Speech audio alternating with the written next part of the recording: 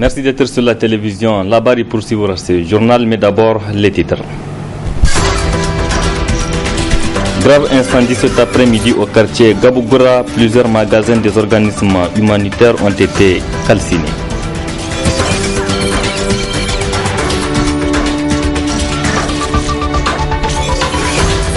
Clôture ce matin de la première session ordinaire de l'Assemblée nationale au titre de l'année 2015. Au terme de 90 jours de travaux, le président de l'Assemblée nationale a salué les députés pour la mission accomplie. Mesdames, Messieurs, bonsoir et bienvenue à cette édition de ce mardi 2 juin 2015. 5 jours seulement après son investiture, le nouveau président du Nigeria, Mohamed Buhari, sera au Niger demain pour sa première visite officielle donc à l'extérieur. Une visite à plusieurs enjeux pour le Niger. À travers ce déplacement, le président Buhari honore le Niger et son peuple, estime le docteur en sciences politiques Issoufou Yahya. Le Niger est honoré. Les Nigériens sont honorés. Ça devrait être un événement pour les Nigériens. Le premier vient chez le dernier. Normalement, c'est le contraire. Mais ça montre que ce monsieur a bien changé, qu'il est devenu humble et que le pouvoir à lui-même ne semble pas lui tourner la tête, puisque ça fait presque 50 ans qu'il assume des responsabilités. Il a participé à tous les secteurs clés en ayant été ministre du pétrole, en ayant même dirigé le Nigeria. Je crois qu'il connaît tous les paramètres d'un pouvoir, de la force d'un pouvoir, les symboliques, et que là, pour lui, c'est beaucoup plus symbolique de venir au Niger que d'aller ailleurs. Il est vrai que il y a cette question de Boko Haram qui est d'actualité, qui n'est pas l'élément fondamental de la visite. C'est un dérivatif. Les deux chefs d'État en parleront. Mais la question de Boko Haram, me semble-t-il, est beaucoup plus opérationnelle. C'est plutôt entre les deux armées qu'il faudrait, les deux armées plus peut-être les autres armées impliquées, qui vont planifier un plan d'intervention. Donc ils parleront probablement de Boko Haram sans entrer dans le fond, juste quelques éléments du corps du cadre, et puis ils parleront de la coopération. Mais l'essentiel de cette visite est vraiment dans le symbole.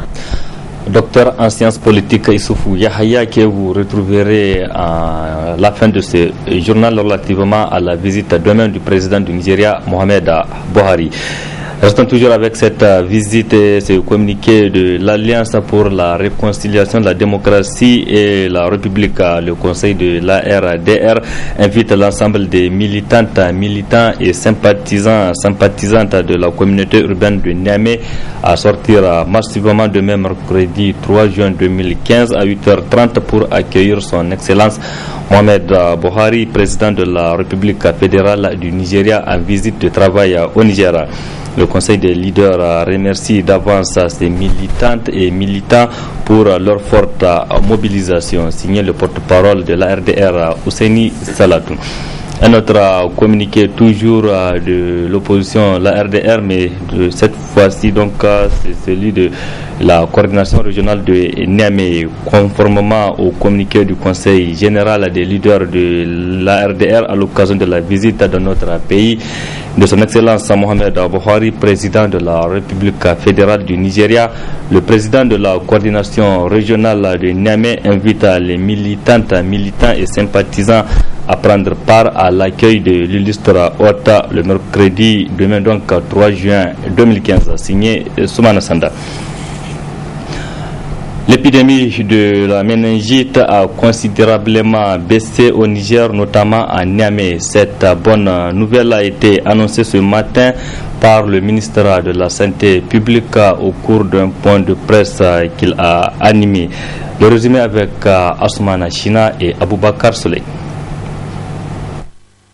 Il s'est agi à travers cette conférence de presse animée par le ministère de la Santé publique et les partenaires de faire la situation épidémiologique de la méningite qui sévit dans notre pays depuis le 22 mars 2015. Hier, j'étais au site de Lazare et nous avons trouvé 8 malades hospitalisés.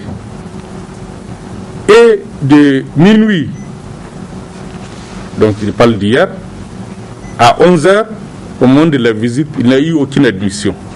Donc il y avait 8 malades au niveau du site de Lazare.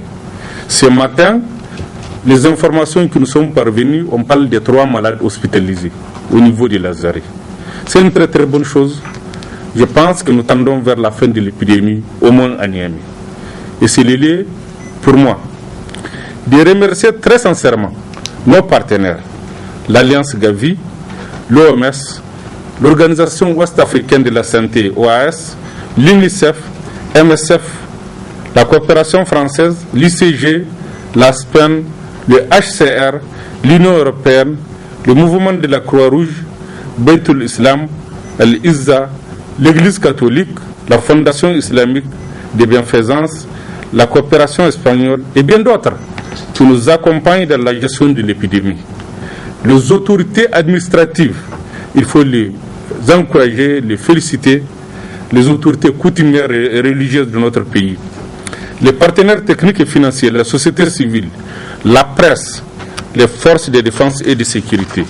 Les différents partenaires qui accompagnent le Niger dans la gestion de cette épidémie ont chacun, en ce qui le concerne, mené des activités à travers différents piliers. Premièrement, il y a la surveillance épidémiologique qui permet une alerte précoce, une alerte rapide pour enclencher des actions ultérieures. C'est grâce à cette surveillance que nous avons pu être alertés des cas qui se sont déclarés à Dosso et qui ont permis un suivi. Le deuxième pilier, c'est la confirmation de l'épidémie par le laboratoire. Cela à partir d'un petit examen qui est fait en prélevant ce qu'on appelle le liquide céphalorachidien. Le liquide céphalorachidien qui est prélevé au niveau du dos. Vous savez que la méningite, comme son nom l'indique, c'est la maladie, c'est l'inflammation des méninges. Les méninges étant les membranes qui recouvrent le cerveau et la moelle épinière.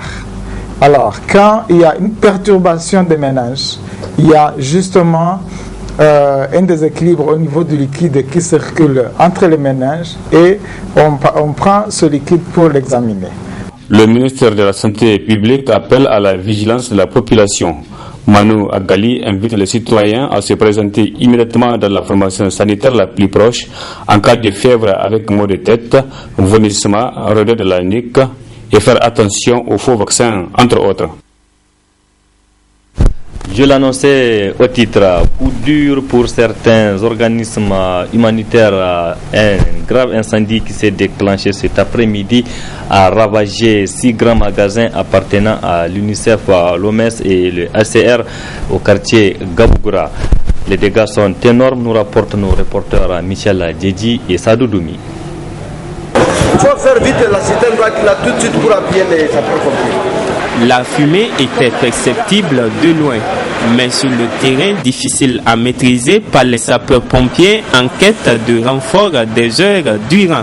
Nous avons été sollicités aujourd'hui aux environs de 14h30 pour un violent feu de magasin au quartier Goudel. Donc à notre arrivée, il s'agit d'un magasin d'environ 1000 m². Pour le moment, nous nous activons à circonscrire le feu et à le maintenir dans son volume initial afin qu'il soit définitivement éteint. On était à l'aéroport, donc à l'accueil du président qui est de retour de France, quand nous avons appris que des magasins sont en feu ici au niveau de Gabougoura. Donc nous avons accouru effectivement pour voir. Rentrons sur le terrain, quand même les sapeurs-pompiers sont là et qui ont eu le renfort de l'aéroport. Et nous sommes en train de solliciter encore d'autres renforts parce qu'il nous faut beaucoup d'eau. Et malheureusement, c'est que dans les environs, il n'y a pratiquement pas de bouche d'eau. Enfin, il n'y a aucun. Les bouches d'incendie, comme on les appelle. Et donc, les pompiers sont obligés d'aller s'approvisionner à Goudel pour revenir. Ça va prendre du temps. Et bon, nous espérons quand même qu'ils arriveront quand même à bout de ce feu-là, qui inquiète un peu quand même, il faut le reconnaître. Une situation difficile pour la coordination du système des Nations Unies qui vient ainsi de voir consumer dans ses magasins un nombre important de ces kits et matériels d'intervention humanitaire au Niger. Le magasin de l'Organisation mondiale de la santé a été endommagé également. C'est le troisième que vous voyez à partir de ma droite. Et il y avait du matériel, des médicaments surtout, ce qu'on appelle les kits d'urgence, que ce soit les kits d'urgence pour les populations en déplacement ou bien pour les kits pour les populations en situation d'urgence. Il y avait des kits choléra. Les kits choléra qu'on avait prépositionnés pour attendre la saison pluvieuse, parce que vous savez qu'en saison pluvieuse, il y a les maladies diarrhéiques qui se déclarent. Il y a également des moustiquaires pour la saison pluvieuse en termes de paludisme. Et il y avait également des kits traumato, donc des kits pour soigner les traumatismes. Comme vous le voyez également, il y a des motos, une cinquantaine de motos qui étaient destinées au ministère de la Santé pour les centres de santé les plus reculés, pour les formations sanitaires les plus reculées. Il y avait également pour l'OMS du matériel informatique. Ça peut être estimé à combien, une idée du coup Nos services sont encore en train de faire des estimations, mais d'après les premières estimations, c'est autour de 1 million de dollars. Nous avons été appelés par nos collègues qui sont sur le site que 3 de nos magasins avaient pris feu.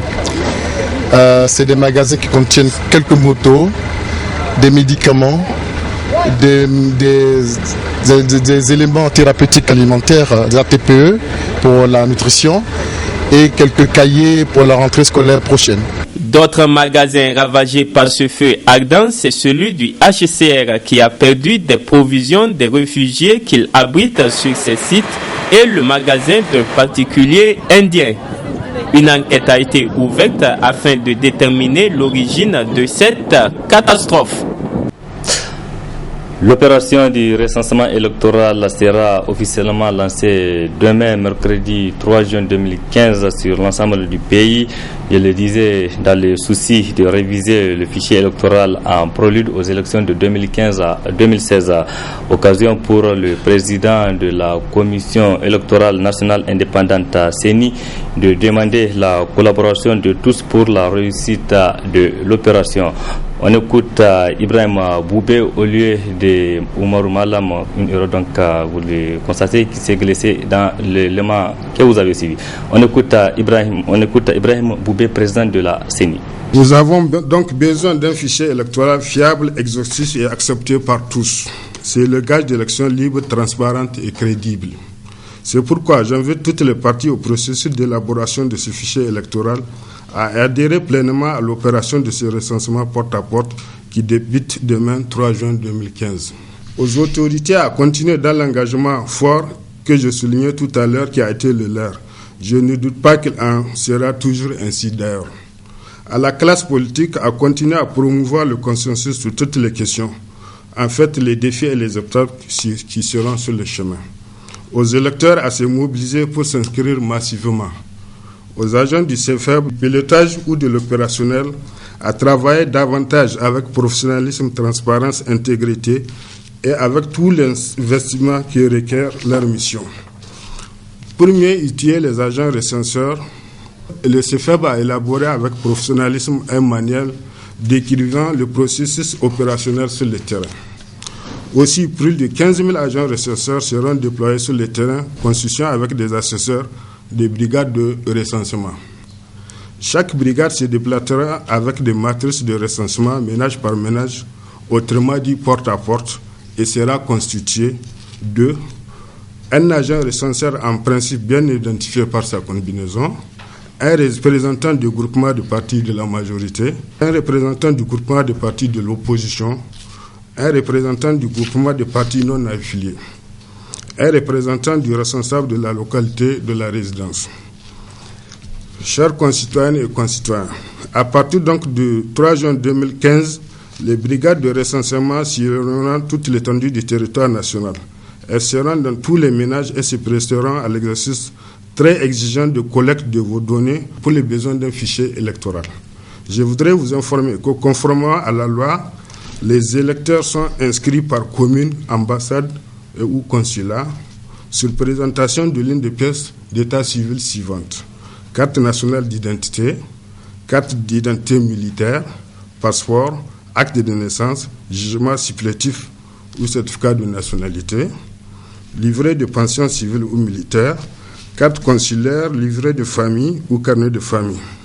Et ce communiqué de presse de l'Élysée suite à l'entretien ce matin à Paris entre le président Issoufou Mahamadou du Niger et son homologue François Hollande de la France. Le président de la République s'est entretenu avec le président de la République du Niger, Mahamadou Issoufou.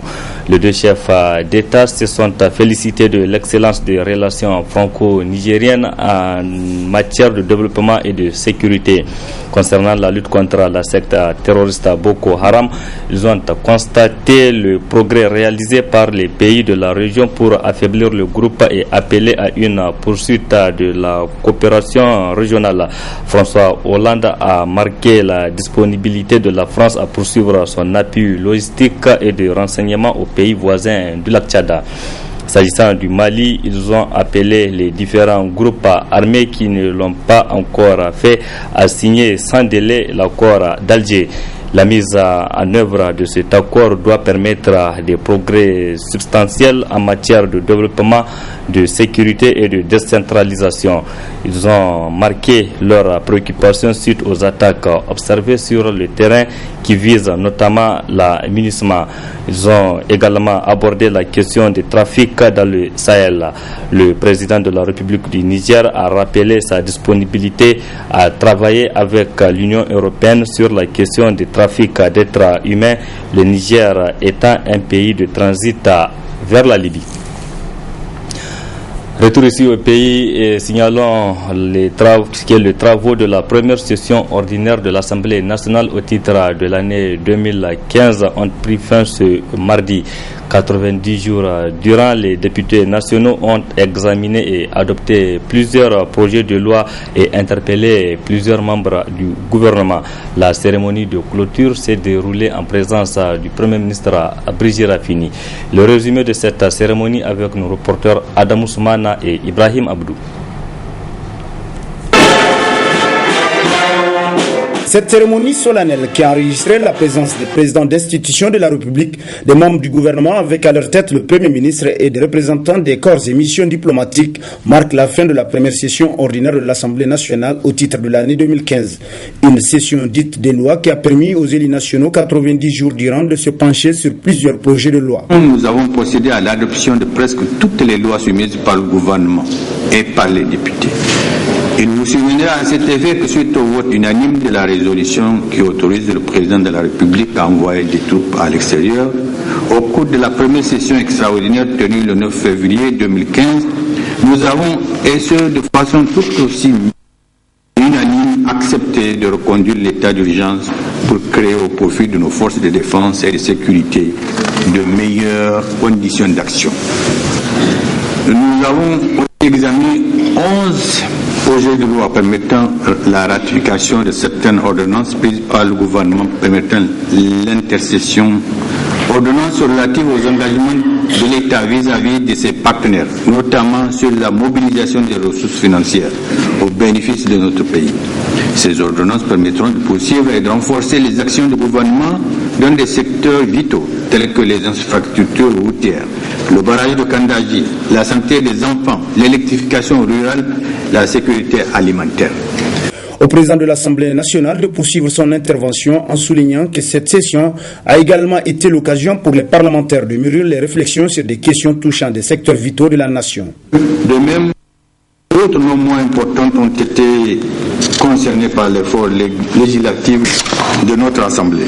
Ainsi, le projet de loi portant code de procédure civile, celui fixant les modalités de gestion des saisies, des confiscations et des gels en matière pénale, un projet relatif aux principes fondamentaux de la protection des consommateurs au Niger, le projet de loi portant organisation, attribution et fonctionnement des tribunaux de commerce en République du Niger et bien d'autres ont été adoptés au cours de cette session. Amadou Salifou s'est longuement appesanti sur le contexte dans lequel se sont déroulés les travaux de cette session, tant sur le plan national qu'international et sur la coopération interparlementaire. La fin de cette session des lois marque ainsi la vacance parlementaire pour les élus nationaux qui vont devoir aller à la rencontre de leurs électeurs.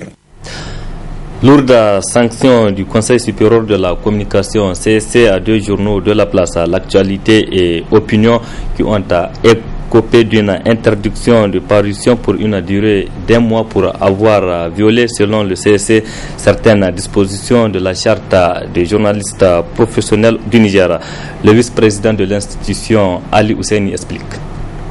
Le Conseil a suspendu pendant 1 mois l'actualité et l'opinion, plus une mise en demeure qui a été donnée à la radio Sahara FM d'Agadez.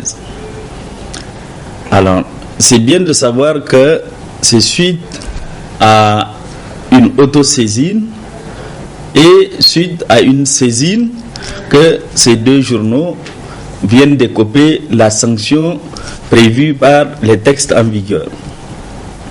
Alors, ces 2 journaux ont déjà été mis en demeure et ont déjà reçu un avertissement. Donc c'est la suite logique de la procédure qui est aboutie à cette suspension d'1 mois. Ce qu'on leur reproche est contenu dans la décision qui inflige la sanction. Alors si nous prenons le cas de l'actualité, on reproche à l'actualité d'avoir violé les articles 3, 4 et 10 de la Charte des journalistes professionnels du Niger. Concernant le second, l'opinion, il a violé les points 2, 4 et 10 de la Charte professionnelle des journalistes du Niger. Pour la radio Sahara, comme je l'ai dit tout à l'heure, il y a eu 2 viols des textes. Il y a le point 2 de la charte et il y a l'article 44 du cahier de charges des médias audiovisuels. Alors c'est toujours bien de le rappeler, la radio Sahara FM, un de ses animateurs s'était permis de lancer un appel au cours de l'animation aux parents d'élèves d'aller retirer leurs enfants de l'école.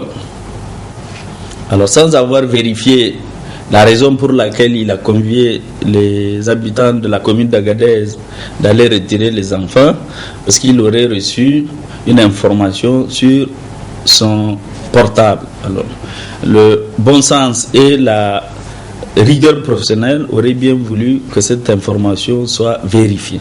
Ça n'a pas été le cas. Il y a eu une saisine du gouverneur d'Agadez. Le conseil l'a examiné et il l'a mis en demeure de ne plus répéter.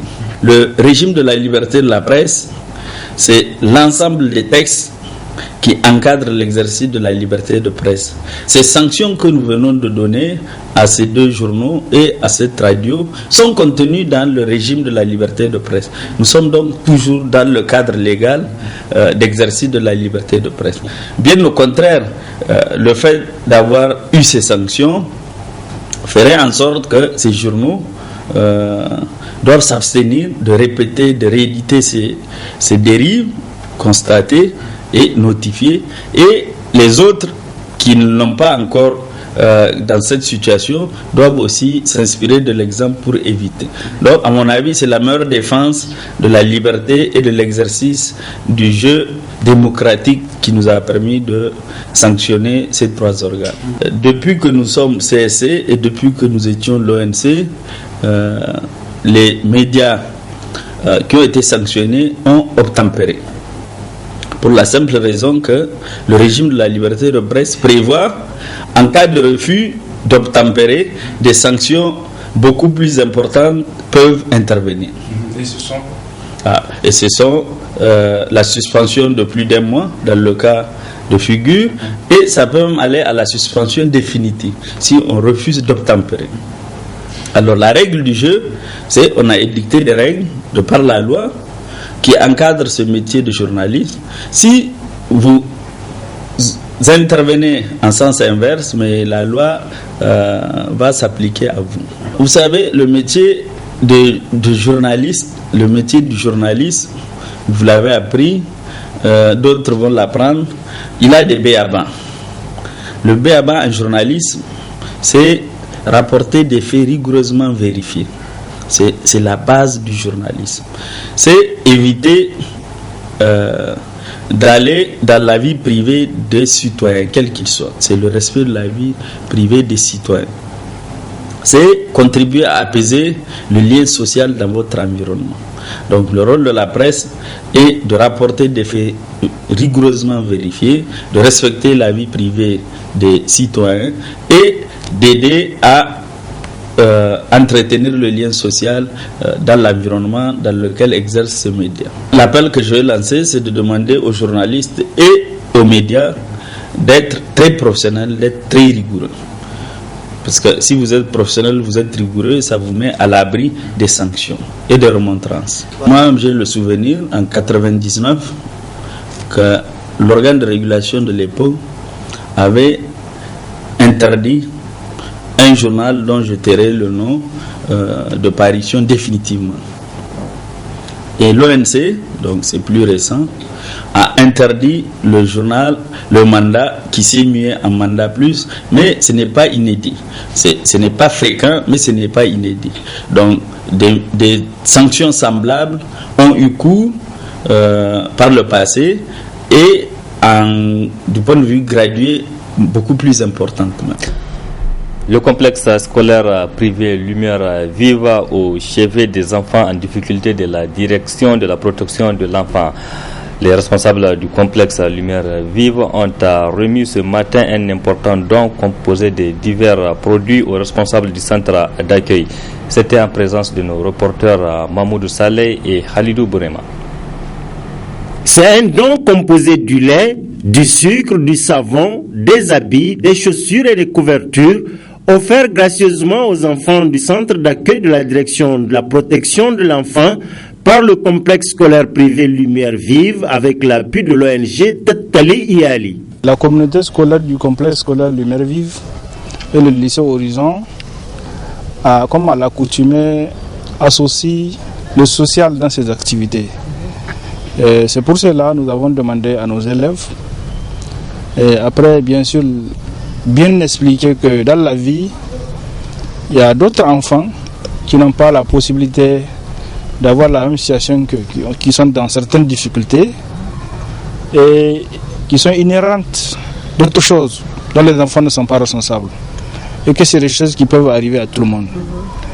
Cela les a motivés et on a fait une quête, on a rassemblé des habits, des chaussures et des sacs scolaires pour vraiment permettre à ces enfants-là aussi d'être dans des conditions de mieux vivre.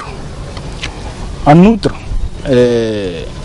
l'école a contribué en achetant non seulement du savon, du lait et un certain nombre d'objets pour agrémenter vraiment et contribuer au mieux-être des enfants du centre des enfants en difficulté de Niamey.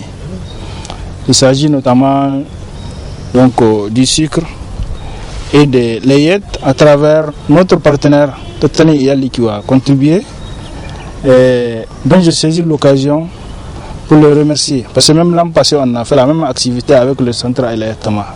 En réceptionnant ce don, la directrice du centre d'accueil a tenu à remercier le CSP Lumière Vive pour ce geste combien important pour les enfants. Nous tenons à remercier le CSP Lumière Vive pour cette noble initiative. C'est une initiative vraiment une initiative à encourager.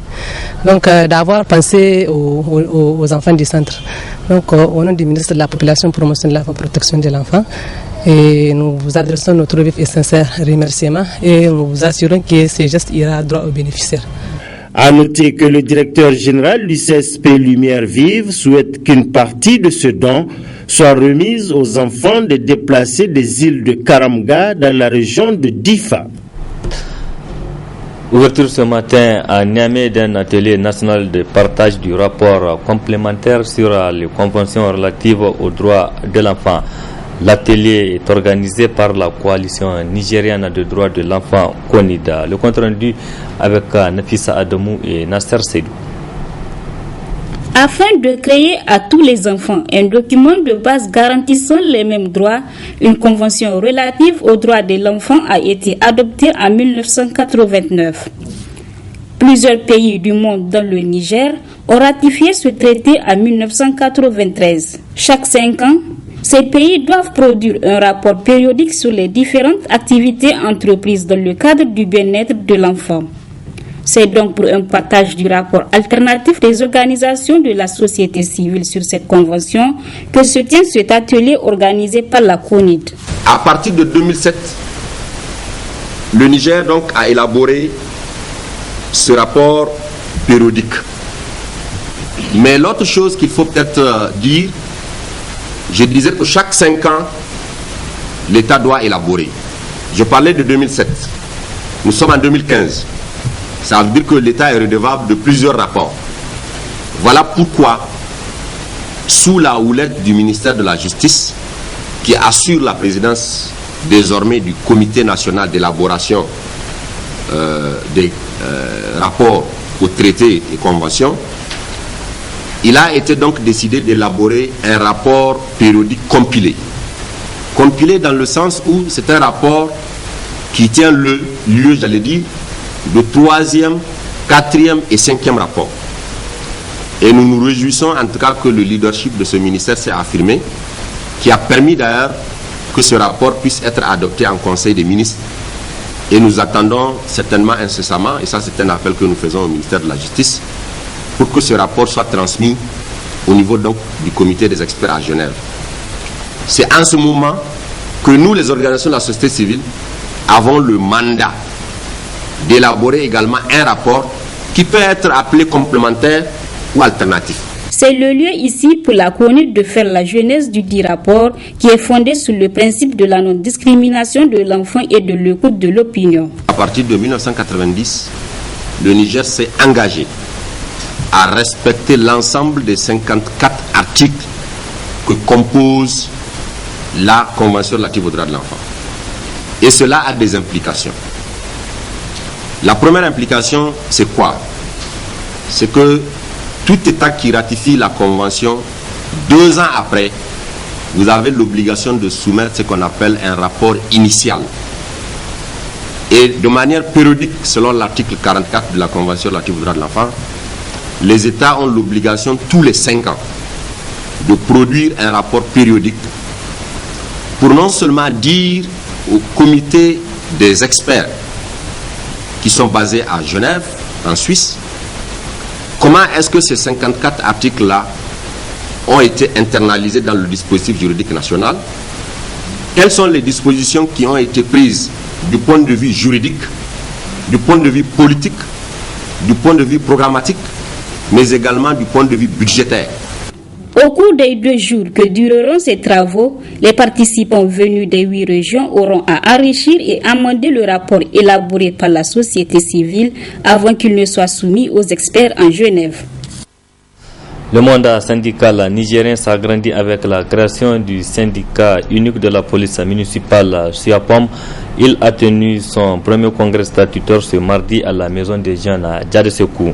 Les participants vont examiner et adopter le rapport moral et financier du syndicat. Retrouvons Nafissa Adamou et Nasser Seydou. Le rôle de la police municipale pour la décentralisation au Niger, c'est le thème retenu pour ce premier congrès statutaire du syndicat unique de la police municipale SIAPOM. Un thème plus que significatif pour ces agents de la municipalité. Conformément aux dispositions statutaires et réglementaires de notre organisation syndicale, donc nous avions décidé de tenir ce congrès pour le 2 et le 3 juin 2015. Nous allons examiner et adopter les textes fondamentaux, notamment les statuts et le règlement intérieur. Et aussi nous allons faire des résolutions et des recommandations pour donner une ligne directrice au nouveau bureau qui serait mis en place.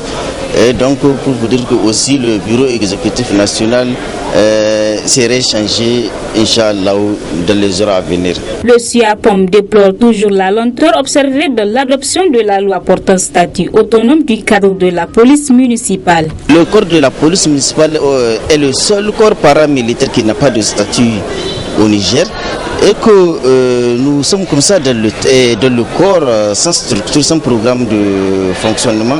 Mais aujourd'hui, avec la promesse du conseiller technique du ministre de l'Intérieur, d'ores et déjà nous savons que ce statut-là est en cours, puisque en mars nous avions été nous-mêmes avec beaucoup de délégations au niveau de la région de Dosso pour un atelier de relecture de ce statut-là.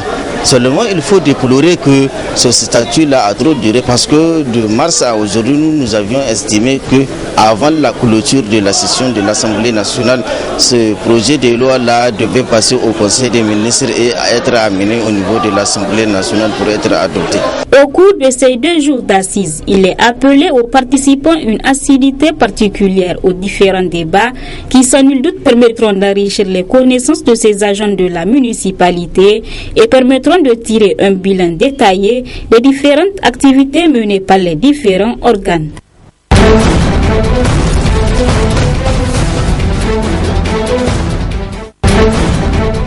Aussitôt réélu pour un nouveau mandat à la tête de la Fédération internationale de football, la FIFA, Sepp Blatter a annoncé sa démission cet après-midi à la suite d'une affaire de corruption au sein de l'instance mondiale de football. On l'écoute.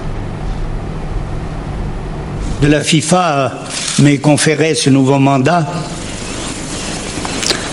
Ce mandat n'a pas le soutien de l'intégralité du monde du football, et j'entends par là des supporters, des joueurs, des clubs, de tous ceux qui vivent, qui respirent et aiment le football autant que nous tous à la FIFA.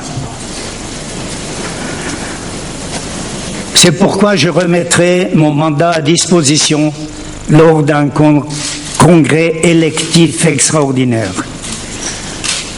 Cette décision prendra effet le plus tôt possible, à savoir la date à laquelle un nouveau président pourra être choisi par le congrès de la FIFA pour me succéder. Je continuerai d'exercer mes fonctions en tant que président de la FIFA, normal jusqu'à l'organisation de ces prochaines élections. Place à présent à l'entretien que nous a accordé le docteur en sciences politiques relativement à la première visite officielle du nouveau président du Nigeria, Mohamed Buhari, au Niger demain mercredi 3 juin 2015. Une visite à plusieurs enjeux qui honorent le Niger et son peuple, estime Issoufou Yahaya. Très bonne réception. Je voudrais tirer mon chapeau aux organisations de la société civile nigérienne qui ont accepté de reporter la manifestation qu'ils ont prévu d'organiser du fait justement de cette visite du président du Nigeria, une visite qui est très symbolique.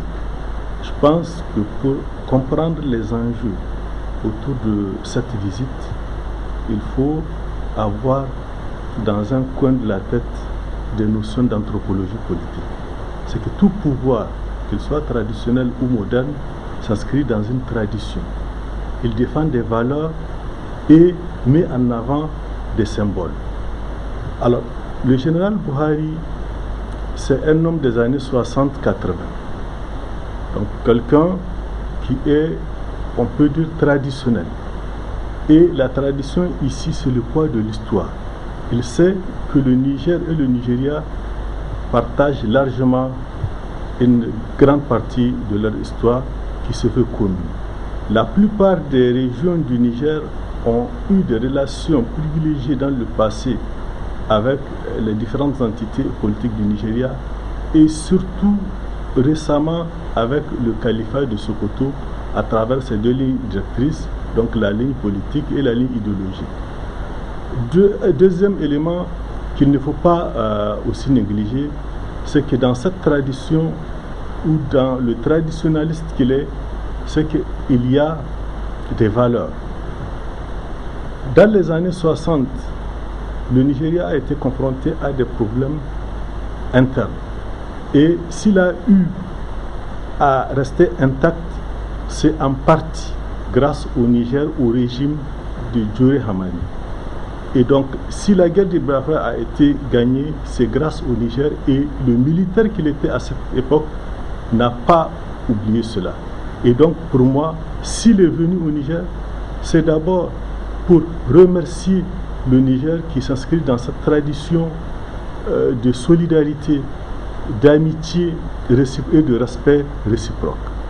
Donc, il y a ces éléments qui justifient cette visite. Il y a aussi des erreurs de jeunesse qu'il a commises.